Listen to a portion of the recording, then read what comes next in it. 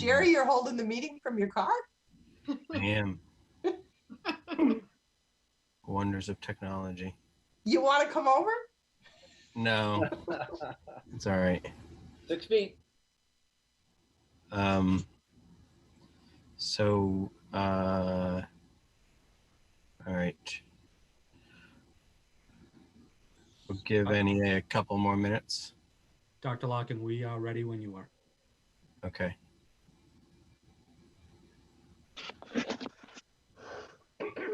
So we are live on YouTube. Okay.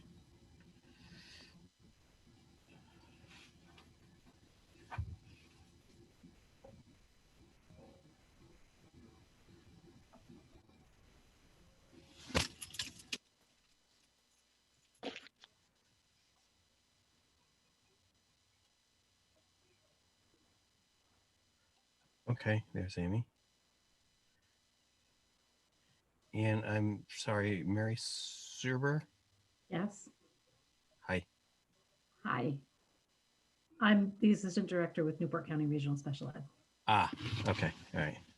So Welcome, Mary. Thank sorry, you. wasn't quite familiar with the name. All right. So I'm going to call the order. Ask everyone to rise for the Pledge of Allegiance. I will actually stand, believe it or not. All right, so I pledge allegiance to the flag of the United States of America and to the republic for which it stands, one nation, under God, indivisible, with liberty and justice for all. Okay, so this evening we wanted to give an opportunity to discuss the school opening plan in a little bit more detail. Specifically, we've asked the members of NEA Tiverton who represent our teachers to come and raise questions that they might have. So I am going to turn it over to Dr. Sanchioni if you want to go through the plan with us and sort of where we are from where we have been. Great. Thank you, Dr. Larkin. And I'm going to share my screen with you to present some data to you.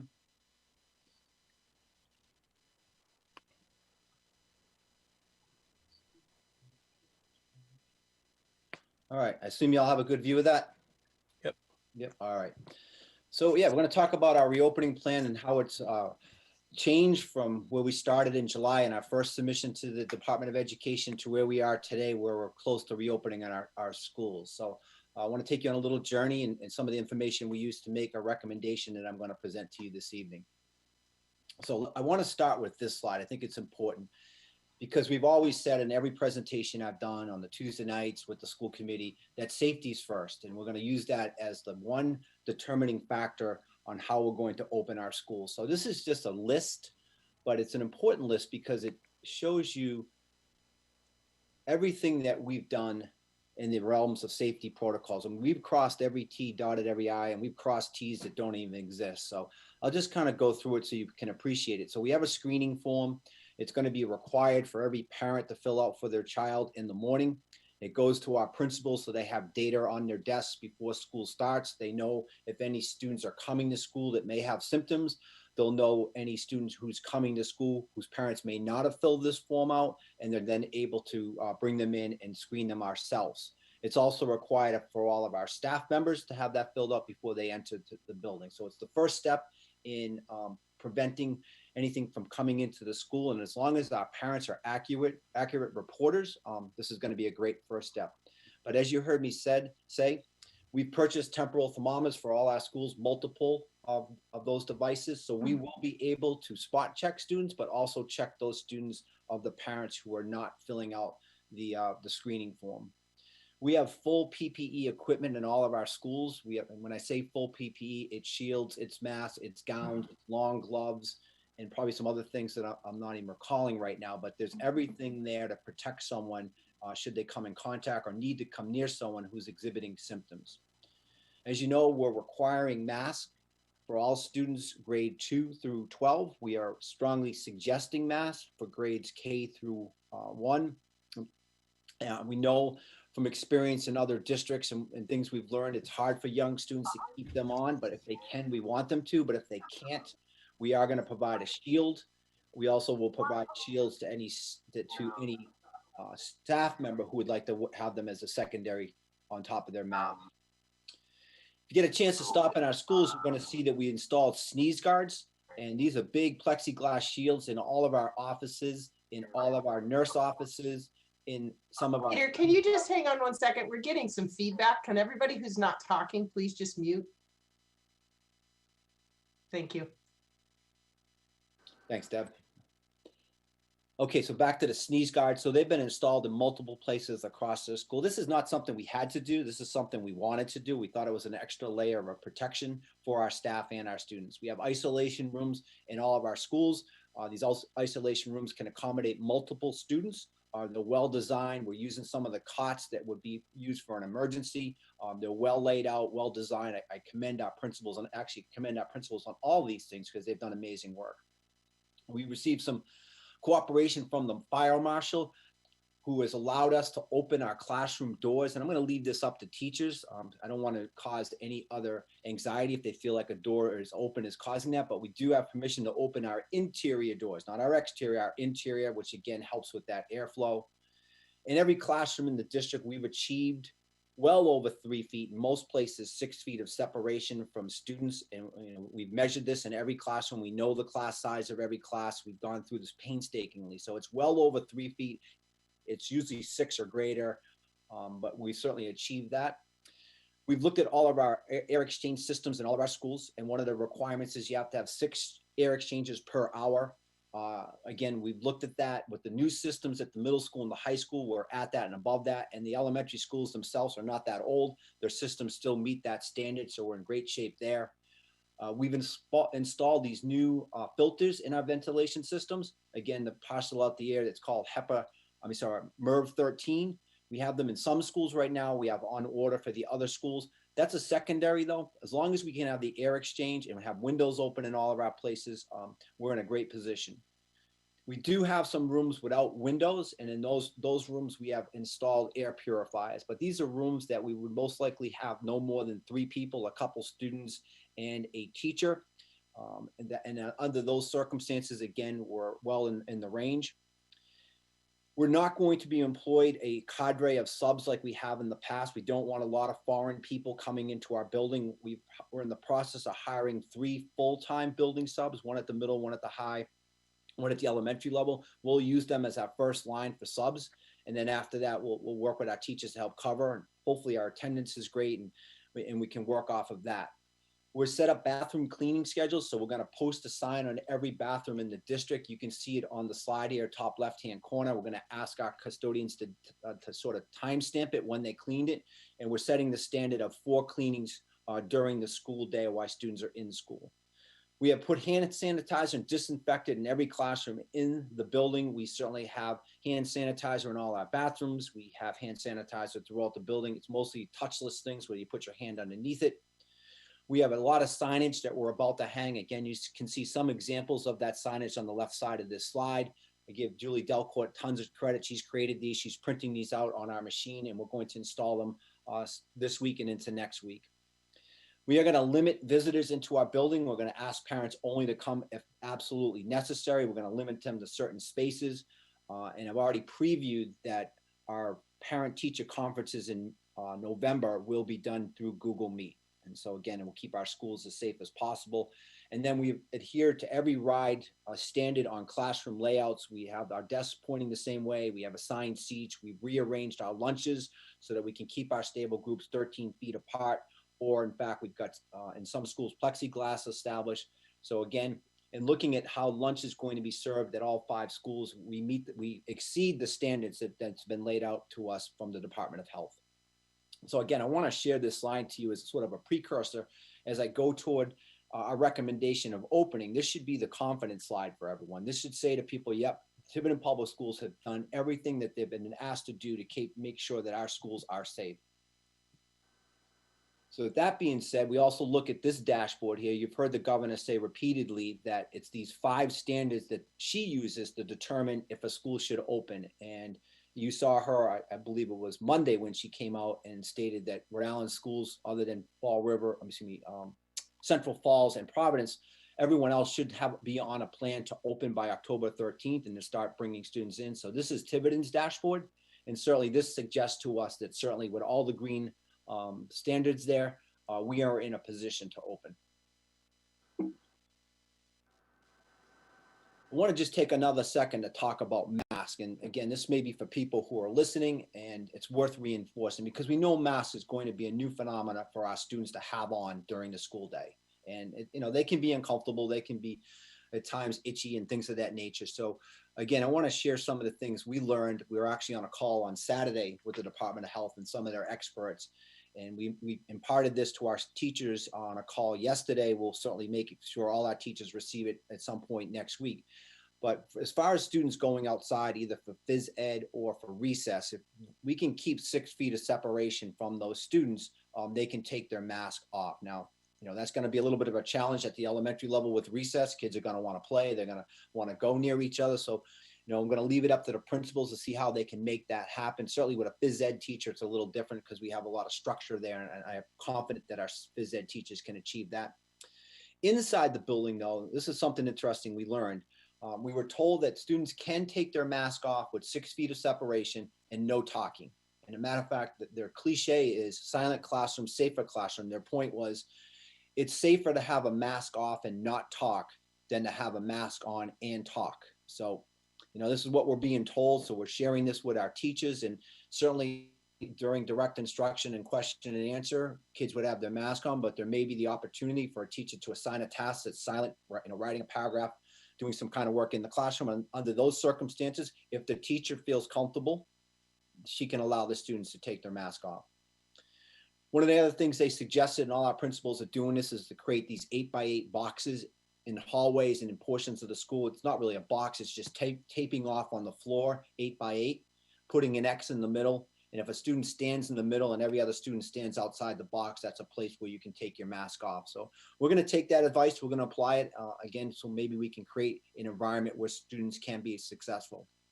We're putting together a schedule for hand cleaning, and it's going to be different, obviously, at all of our schools. At the elementary, it becomes easy because most of those rooms have places where kids can wash their hands. At the middle and the high school, our principals are working on that. Certainly after lunch, we're going to make sure that kids wash their hands and sanitize them. And then, the key thing of this, and I'm confident in this, that our staff will need to be role models, that in fact, when they're teaching and when they're in the halls and all that, if their masks are on and they set the standard, then, students will follow us. So again, we've had this conversation with the staff. We will provide masks for anyone who needs them. But certainly they can purchase their own if they like. And I think if we all work together on this with an understanding of masks, we can be very successful. I want to share this with you because this also came into our decisions on reopening. And I believe I showed this to you once before, but again, just to kind of go through it, these are the number of students who would normally be in school who have now elected to be in distance learning. So the total is 294. I suspect this may escalate once we've come out yesterday and are coming out again today with our plan. So now that parents may know their kids have the chance to come back, they may decide. I know a lot of parents were waiting to see what we were doing. So right now, if you extrapolate these students out of our classrooms where they normally should be, that lowers class size. So that gives us a little more confidence to, again, hit that 6 foot mark, to know that, with less kids in the building, it makes lunches and passing time and all those things a little bit easier. So, this was a data source, just like the last 3 slides that I showed you, that we considered as we made our recommendation. And I want to show you now how this plays out a little bit. So it's only pertinent to the elementary school. The numbers at the top are the class sizes for the middle and high school per grade level. It doesn't show you anything, but at the elementary, those are the class sizes with the students who took distance learning extrapolated. So for example, if I go to kindergarten Ranger, they have 14 students in a class. And the reason why the first and K and 1 is in red, you'll see when we recommend it, those are grade levels we're going to recommend come in full. And in those numbers, we achieve 6 feet of separation across the board in those classrooms. So again, that gives us the confidence, and certainly K and 1 are key areas to get kids acclimated to school and to their learning and so forth. The other numbers going across, you can see are still pretty ideal. This is ever changing, as you would expect. but this is as of today. And again, this is the numbers with the distance learning kids, or kids actually want to add in families who've elected to do homeschooling. So we've extrapolated out here, really drops the class size down and gives us that great opportunity to open. So with all that being said, by looking at our safety protocols, the fact we meet the 5 criteria, and looking at the number of students on distance learning and homeschooling, I'm confident we can open in this model. So this is what I'm recommending. I'm recommending we open all in kindergarten, all in first grade. Certainly having those students be coming to school because they're, again, kindergarten is critical. They're all critical grades, but get these kids acclimated and so forth, I think is critical. I don't think distance learning works as well for students at this age. And then to go a hybrid model for grades 2 through 4, 2 groups, A through L in for a week, M through Z comes in the second week. But here's a key point. I keep hearing people say, well, you know, they're in and then they're not in school. That's not true. We're in distance learning. We're in school. We're going to follow a schedule. We expect your child to log in at home and be part of that class, to listen to the teacher, to do the assignments. It's not a week off. It's a week of learning. And I guess I want to emphasize that point. In the middle school, grade 5, all in, and 6 through 8 following that same hybrid model, in for a week, A through L, out, and then the following week, M through Z comes in. And certainly we've made all kinds of adjustments for families. If kids have different last names, but are in the same family, we'll shift them back and forth. We're making sure that kids in the same family are in the same week. And then at the high school, grade 9, all in, grades 10 through 12 in the same type of hybrid model. And 5 and 9 are critical because they're transition years. So it's the first time in middle school, first time in high school. And we think it's important to get those students off on the right track right away. So what I've said is that if we move through September with no issues, and I'll define what I mean by no issues, we will bring everyone back at least by Monday, October 5th, but possibly even the Monday before September 20, I think it's September 28th. And I'm going to define that by saying to people, if our model works, so we're opening and hybrid so we can make sure our model works, we can make sure our busing works, our transitions work, our feeding of our students work, that our teaching at home works, all of that. So if we have 2 good weeks, 2 cycles, parents are filling out the screening form every morning, we're getting that data. We're getting students into school following the one-way patterns. We're getting students to pass the right way. We're getting people to wear their mask. We're not having any positive cases. We're not having a lot of probable cases. That kind of data is invaluable to all of us to make a good decision because everyone wants students back in school. So that's what we're going to track. And my recommendation is going to be that, in fact, if all those things are achieved and we're not escalating or not having anything, it's all back in on the 28th, but by the 5th at the latest. And then just share with you on 2 other things. There's a slide coming. Our intensive special needs students are full in, and I'll share with you who those students are, what classes they are. That's critical for their success. And we're working with our staff on this. Obviously, if we're going to ask our staff to be in, and a lot of them have students in our schools, we're going to allow their students to stay in full time because obviously we don't want them to worry about covering their kids at home. And I think that's just the right move to honor their hard work. So you heard me talk a little bit about special education, and just to give you a sense, and it's great that we have Mary Serber on the call if you have any questions about that, but these are the classes. If a student is in one of these classes, they are in. They're in full time. These are classes are staffed with specialists, people who really know their job in special education. They have a lot of support with paraprofessionals in the room. They have a lot of support from other ancillary professionals in our schools. And again, we think it's critical that these students are in.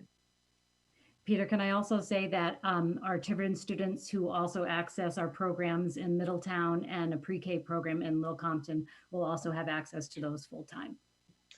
Yeah, and that's thanks for mentioning that, Mary. It's great that the region can work together and be consistent on that. Okay, and then we're just, we wanted to make sure people were aware of some meetings that were coming up. So we're here today, and that's the presentation. I'll get back to. Okay. Thank you very much, Dr. Sanchioni. You're welcome.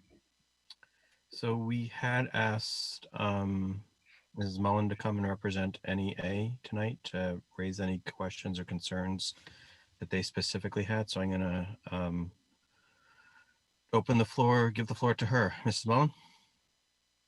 Thank you. I do have a few questions on behalf of our members. One of the questions, Dr. Sanquioni, is about the teachers who work with students in small groups. Those rooms that the teachers work in are usually smaller rooms, 10 by 12 or smaller. Those teachers have the rainbow shaped tables.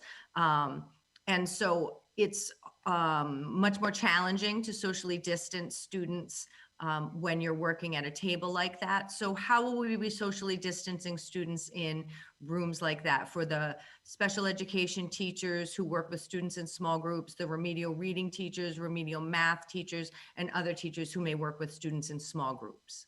Yeah, we're gonna, the max in that room is 2 students and 1 teacher. So if we're gonna exceed the max, then our principals are gonna work for alternative locations. All the libraries in the at the elementary are going to be open. They're not going to be used. So there's opportunities to use sections in the library, and then each one of our elementary principals will have designated other spaces. It may require that some of those groups become smaller so that we just have that 2-to-1 ratio. And let me emphasize that in all those rooms, most of those rooms are the rooms that do not have windows. So again, they have those HEPA air filters in there. Okay, and then that also becomes a concern for service delivery. If you're working with a grade level and you can pull out 4 students that you have to work with on reading, if you're only able to pull out 2 students and you need to see those students a certain number of times per week and you're only able to pull out 2 students at a time, that's going to impact the amount of time that we're able to see those students. And Right. so that may be an issue. Yeah. When I say the 2, that's the idea, to stay within the parameters of the IEP. If you have to pull 4 students, then our principals are ready to find a location for you to do that. There are locations throughout the building that are not being used. Okay. And will all of the teachers be getting the microphone speakers? You want to take credit for that, Dave? Yes, the microphone speakers will be delivered to all teachers starting on September 8th. They have been delivered to my office and our team will be getting them out to everyone then. Okay, excellent. They'll all be very happy to hear that.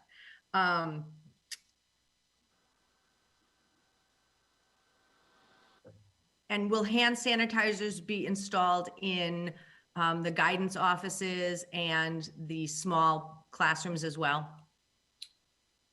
Yes, there won't be an actual touchless. It'll be the squirt bottle, just pump the top of it, that kind of thing.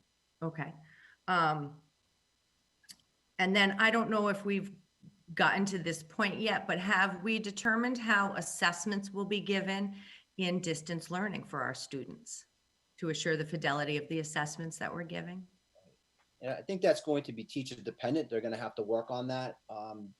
And certainly we're going to have a lot of faith in our students show us a lot of integrity there.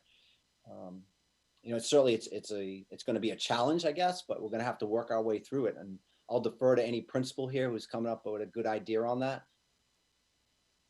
I'd like to add that we will be doing our universal screenings, which we do, of course, at all times, and especially important as kids are coming back from this gap in instruction.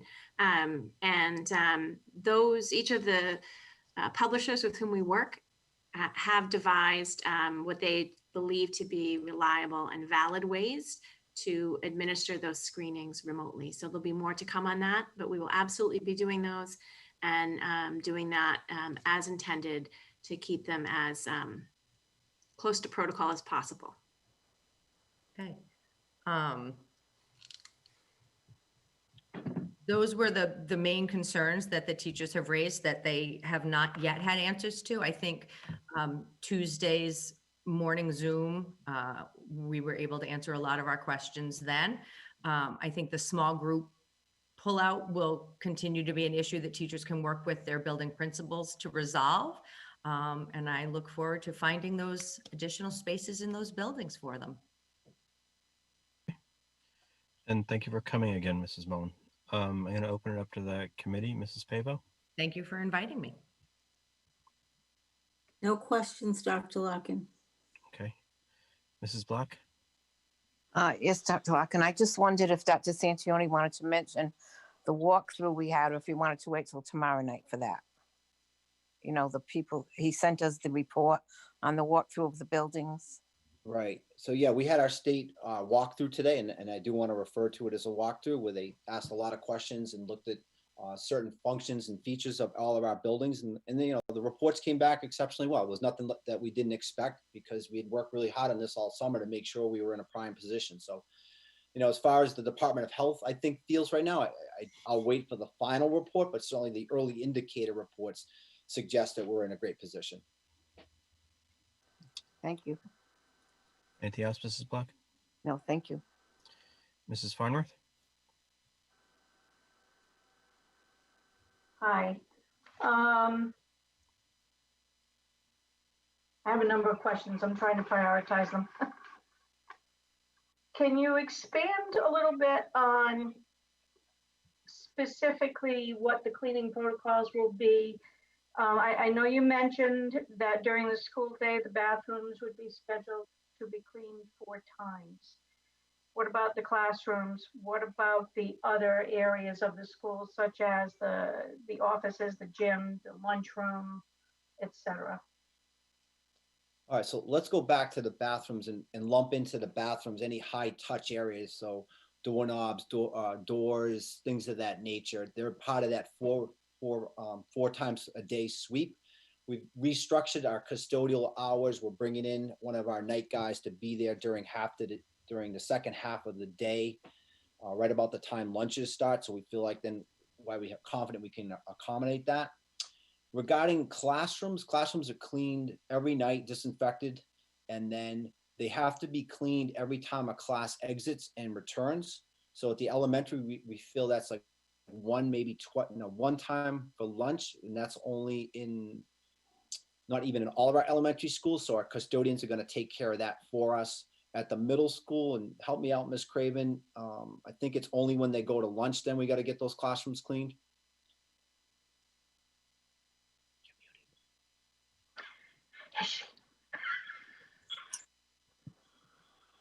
You're Sorry, muted. I'm used to Julie taking care of that for me. I got to get accustomed to controlling my own voice.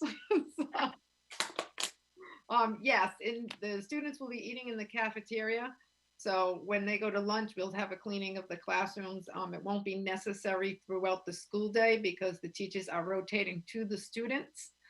And any additional cleaning concerns that we have will be handled throughout the school day on a case-by-case basis after the custodians go through the protocols that the CDC and the Department of Health recommend. And at the high school, I saved that for last because that's certainly our biggest challenge, because there we will change classes. I want to give our principal great kudos because he's mapped this school out with one-way hallways and one-way staircases and social distancing and all that. But the challenge is that every time a group of students leaves the classroom and another group comes in, we've got to sanitize that room. And we've asked our teachers, and we've got some great cooperation here to say that they're going to, the sanitation is putting on a spray, and that spray dries in about 15-20 seconds. Mr. Ashley's extended the passing time between classes to achieve that. So as long as we get that spray done before the next group comes in, that class will be disinfected. And Chris, feel free to add in anything else I may have missed. Yeah, no, thank you, Dr. Sanquiona. Yeah, just to reiterate the great cooperation from really all the staff and teachers especially about that cleaning procedure in between classes will be a key new procedure for us. And like you mentioned, we expanded the time between the periods for that cleaning, and also just to allow students more time to get to class, because with the one-way hallways, it's going to take a little bit longer. Thank you. My next question is around sports.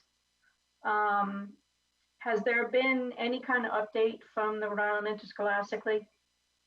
There has, and there are going to be some sports this fall. And Chris, you've been talking. You want to take that? Yeah, I can. They are planning on a modified fall and winter season. They have delayed the start of the season to follow what the governor has been outlining, but they are looking at modifying and truncating the seasons, and then also giving flexibility to districts, recognizing that each district is doing its own plan. There's still some more details to work out with the athletic director, Mr. Murray. But we're going to be sending that information out shortly on what the specifics will be. Okay, and I think one of the specific questions I had in that regard was, I thought I had read at some point that schools would be, I think, able to begin practices as soon as schools opened. Is that correct? And if you don't know, it's okay. But the heart of my question is, if we're going to be in this hybrid setup for the first few weeks, will there be any accommodations made for students who need to be at school for after school practice? You want to take that, Chris? Yeah, so yeah, you certainly get at a piece that's one of the pieces we're looking at in terms of knowing we're at a hybrid, and other schools are in a situation like this. We're going to, our goal is, for practices or even for games, some students will be in distance learning at any given point and others won't be, to maximize the number of students participating. So that piece, and also on the spectators, is another piece we're looking at, just in terms of ensuring we can, monitor and make sure people are safe and distance, while also, trying to allow people to enjoy the sport and the game. And so that's one piece that we're going to be finalizing and sending out. Okay, thank you. I was able to attend the parent call last night.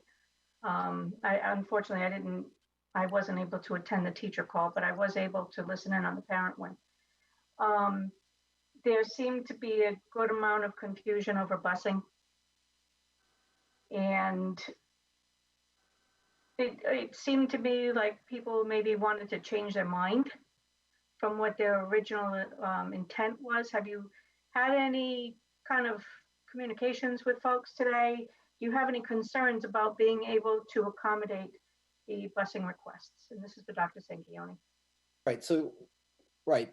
We sent out an initial survey, opt into busing, and that's where we first realized that Tiverton was really going to cooperate with us, because that was very low. And then we just wanted to cross-reference our numbers. So we did an opt-out, and that data just came in, and it's still, a lot of families have opted out. I think a lot of families were waiting to see the model. And then when they saw the model, they're like, oh, I'm not sure I can get my kid to school. So now they're asking, can they get back on the bus? And the bottom line is the bus is 35. And so we'll take your request, we'll put it in. And I know I'm driving Sherry Del Toro crazy right now because it changes every day, but we are formulating our bus, the size of our buses and our routes, and hopefully we won't exceed 35.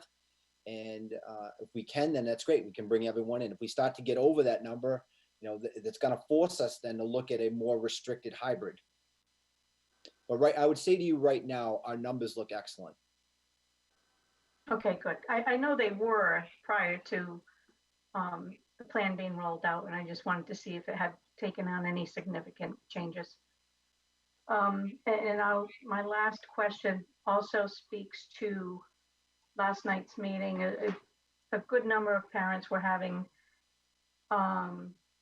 concerns over the use of Aspen for daily student attestation. Have you given that any consideration in hearing from all those folks? Yes, certainly we have. And this system has to be flawless, right? Because that is the first line of information we receive before we open the schools. So again, I'm putting faith that this is going to work in Aspen. However, we are going to create a second system for redundancy in case Aspen doesn't work that day, or we need to get data a different way. So we're going to create that secondary system. Where's Julie? Julie's on it, and we got a great way to do that. So we're going to go with Aspen first, and then we're going to have a backup system if necessary. Oh, good to hear. Thank you. I'll yield the floor. Okay, Mrs. Palish.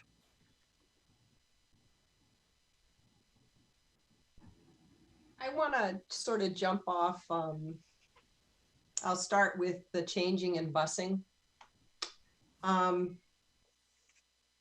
Changing in busing, and also changing if you opted out to AIM,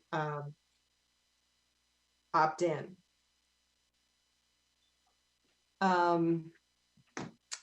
Are we just going to allow that to happen? I mean, I know some districts said, look, if you opted out, you can't change for the first 6 months, or even a quarter, just because all of the safety and everything's being built around those decisions. Are we going to have any kind of a hard, if you opt out, it's going to be at least a quarter because it takes time to reorganize if all of a sudden we have 40 people who decide, after the week that they're coming back? So we've stated to parents last night that send in your request and we'll take your request and we'll work with the bus company. But if we start overloading by 35, we're going to be contacting you. But the reality is not just the bus company, just in general. So if you all of a sudden have 20 parents who say, oh, I'll drop my kid off, I didn't want to be the beta tester, but the week went good, so now I'm going to come back, that really does start to change class sizes, et cetera, et cetera. So right. How are we going to handle that? Like I said, some districts have taken a hard stance and have said, if you opt out, you can't just change your mind 2 days later, that we need some commitment, one way or the other. So are you shifting off busing now to education? I'm saying whether it be busing or people that want to opt back into school.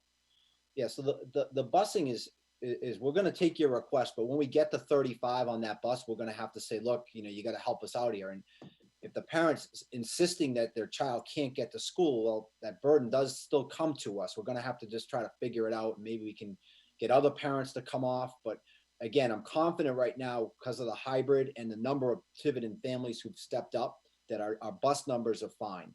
Okay, so then let's switch from bus to Education. back. Let's say busing isn't an issue, but now education.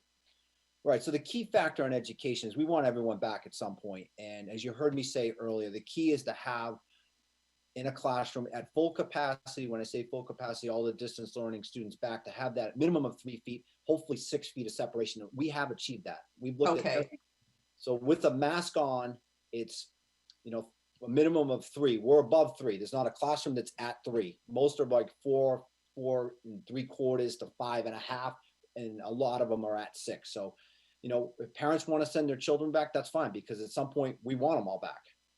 Okay, that was my question. So you've set up the models so that the classrooms are set up as if every child was back. That is correct.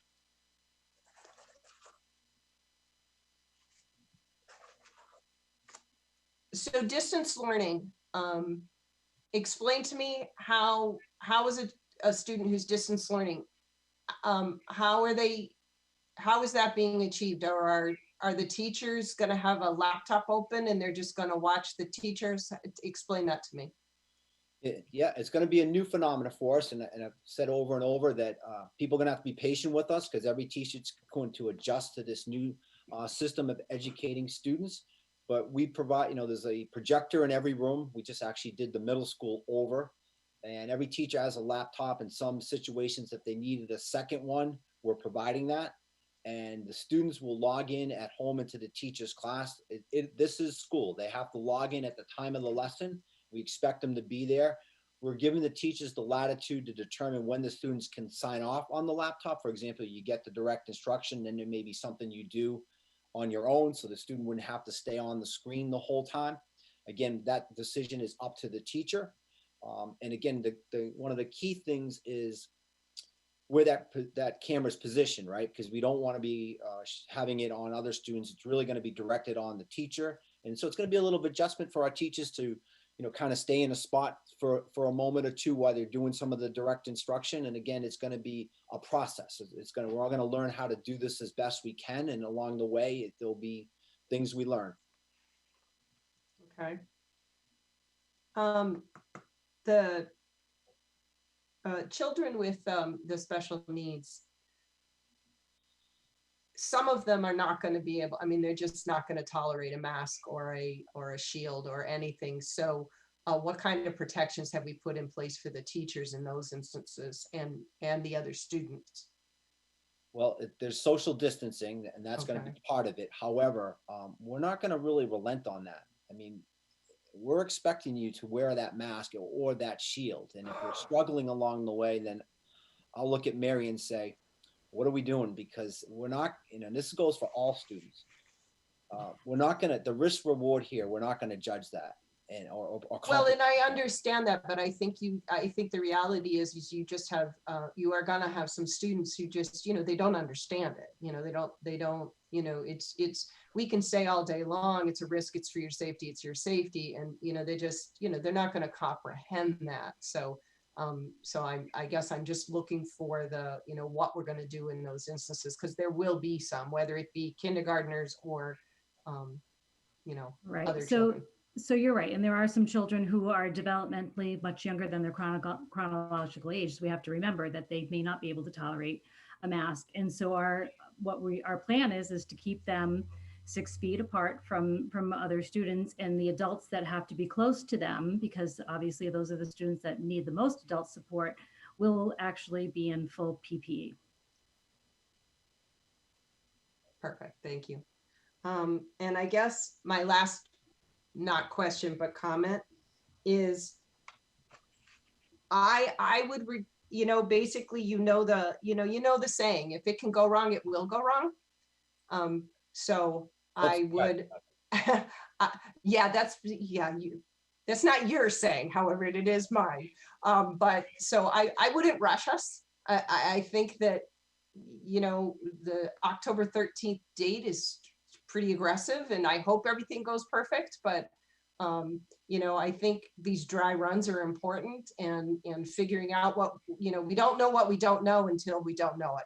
So I would just encourage us not to rush. Yeah, I appreciate you saying that. And certainly there's no date set. The date's going to be determined by the data. I would like to get everyone in after a couple of weeks, but again, everything that happens in the first 2 weeks is going to determine if we can do that or not. And I might have a couple of other things, Dr. Leckham, but I want to let you talk and then see if anybody from the public has comment. Okay, great, thanks. So I don't actually have any other specific questions that haven't been addressed by others already.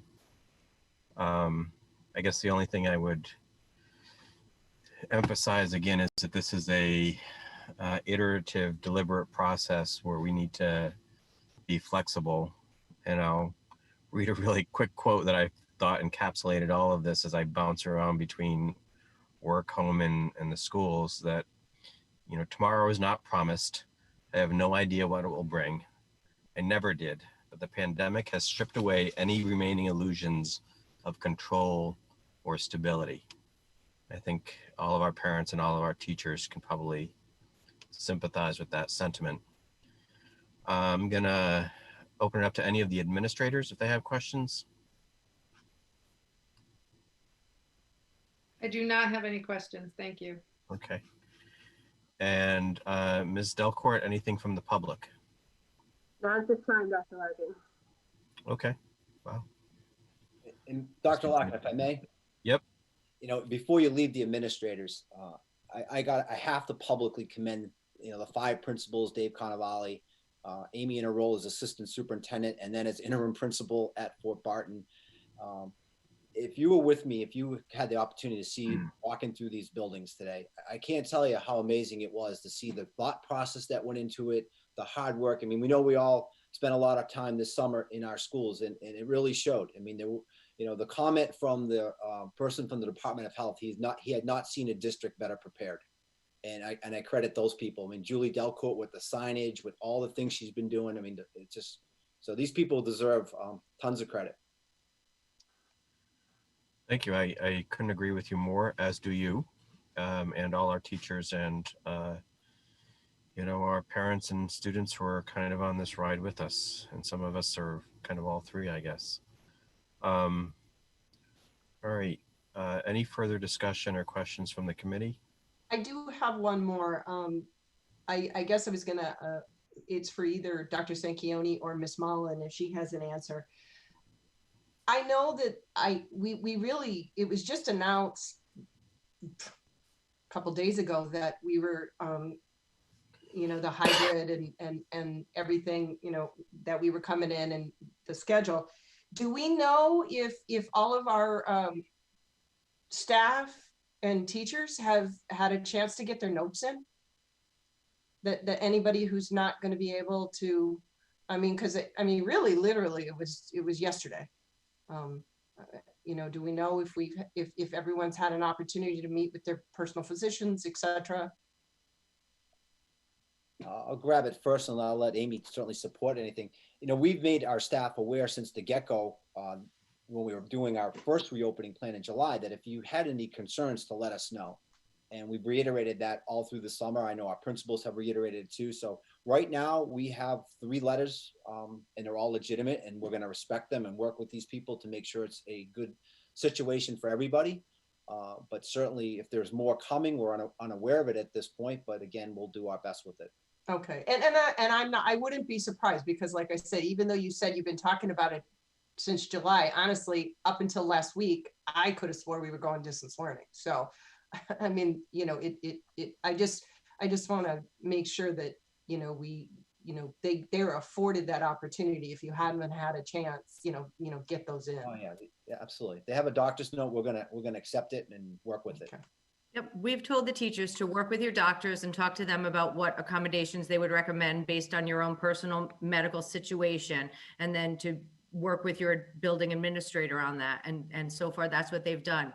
And as Dr. Sanquioni said, there have been 3 individuals that we know of. There may be 1 or 2 more. I don't anticipate that there would be any more than that. I think that teachers have been proactive on that and have worked with their building principals to work out, you know, anything that they may need in advance, because we did have, you know, the 4 plans. And so they wanted to work it out regardless of what plan we may come back in, so they would be prepared. Okay, thank you. Any other questions from you or your membership, Mrs. Mullen? No, not at this time. Okay, thank you. All right, well, I am going to ask for motion to approve the superintendent's plan. Dr. Larkin, we have a meeting scheduled tomorrow night to do that. Do we not? We do have a meeting scheduled tomorrow night. I was actually sort of wondering if we needed to have that meeting, I guess. We can defer it till tomorrow night. But do we need a meeting tomorrow if we can do, Yeah. if we do it tonight? I mean, it's exactly the same posting, isn't it? It is. Essentially. Yep. Yeah. And I believe. No, I think the meeting tomorrow night has mention of budget discussion as well. True, yeah. Right. So I guess this is a chicken and egg question in a way. So if we, you know, had enough information to approve the plan tonight, I don't think there's any reason why we can't. Then we are already scheduled for a meeting next Tuesday as is. So I don't think we necessarily, there's nothing new on the budget as far as I know. So we would then be able to defer whatever other business we have till next Tuesday night, the 8th. That's why. So I'm gonna ask for the motion. If no one cares to make it, I guess, and it doesn't get seconded, we'll be here tomorrow night. So I'm gonna ask for motion to approve the superintendent's plan. I'll make that motion, please. I'll second. Is there any other? Discussion, please. Okay, yep, go ahead. I would just like to offer my general hesitation to approve going in full before the October 13th or 14th, whatever the date was, timeline that the governor said. I'm of the thinking that taking more time to make sure we've all got it right and that things are running smoothly is probably better than taking less. I agree with that sentiment, and I think that's where I guess what I thought I meant by saying this is an iterative and deliberate process. Ultimately, we all share responsibility. We have statutory responsibility for the care and custody of the schools and the students in our care. So clearly other actions would be taken if things did not look good at that time. I agree. I think it is an aggressive timeline, I think. And I guess to my point of the sort of quote I read, we cannot be certain of anything. I think this is a reasonable step to take at this point, what we know at this point. Can things be very different in October? They absolutely can be. There are, as yet many other unmeasured or unmeasurable things that can happen between now and then. Some of them may act in our favor, some of them may act very much against us, and we'll just need to be prepared to take whatever action we need to at that time. And Dr. Sanchioni's plan does say, depending upon what happens in September. That was not a hard date. No. Thank you for reiterating that, Ms. Palish. It's depending on the data. I mean, again, I think our students are best served in our schools, and if we can bring them back safely, we will, but we wouldn't. So, I mean, I see this as a dialogue with the committee as we roll into our next couple meetings and once school starts, and I'll start sharing the data with you. We're not going to rush into this, but if as you heard me said, if everything's working well, I think it's something to consider. Yeah. And with our students and staff and their families. Right. Yeah. Dr. Larkin? Yes, Oh, Mr. Sutton. go ahead, Deb. Do you have something? No, go ahead, Sal. Okay. So, as you just said, our responsibility, as I was, somebody sent me this today, and it really solidified our responsibility. On October 7th in 1732, Tiverton voted to build 2 schools, one in the north end and one in the south end. And in 1828 was the first time we taxed to support those schools. And on June 1st, 1829, the first school committee was appointed. Now look at those dates. It's amazing. We always talk about this town and its support of education. And when I saw that, it just blew me away. But I want to thank everyone for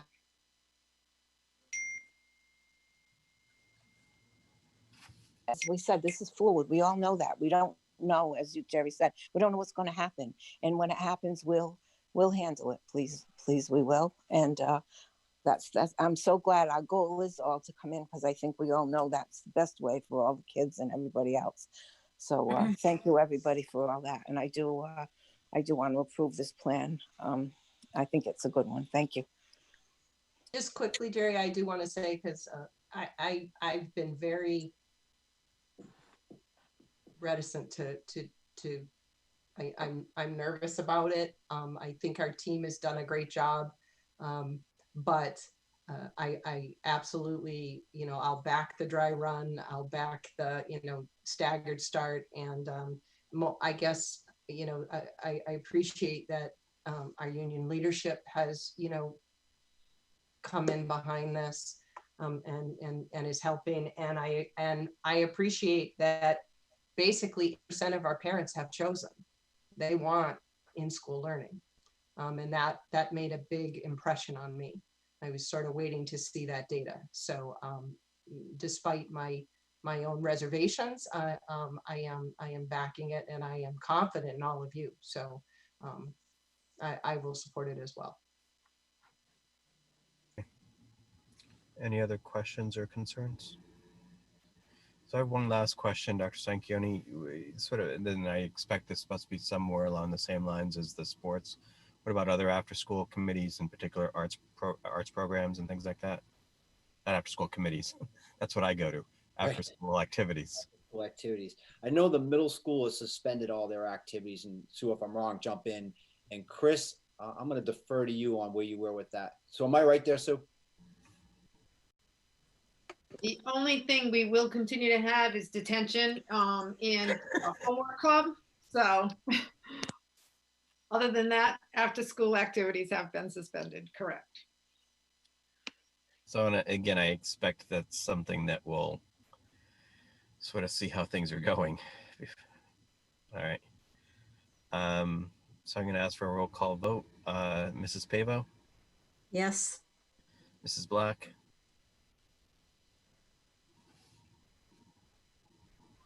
Sally? Yes. Mrs. Farnworth? Yes. Mrs. Palish? Yes. And I vote yes. So it's 5-0 yes. Again, thank you very much, Dr. Sanchioni, and to our administrators, teachers, staff, and our NEA partners. All right. We are next to go into executive session, but I'm not sure we need one. So I'm not going to ask for a motion to do so unless I would like to, you would like to. Okay. I'll ask for a motion to go into an executive session. and if we're only in there for 5 minutes, we're only in Yep. for 5 minutes. Okay. I'll make that motion. I'll second that, Sally. I gotta cite the law. Under Rhode Island General Law 42465A2, legal advice, litigation, collective bargaining, NEA Tiverton. All right, so there's a motion and it's been seconded. Mrs. Black, Yes. Mrs. Pavo, Yes. Mrs. Farnworth, Yes. Mrs. Palish, Yes. and I vote yes. So we are in executive. So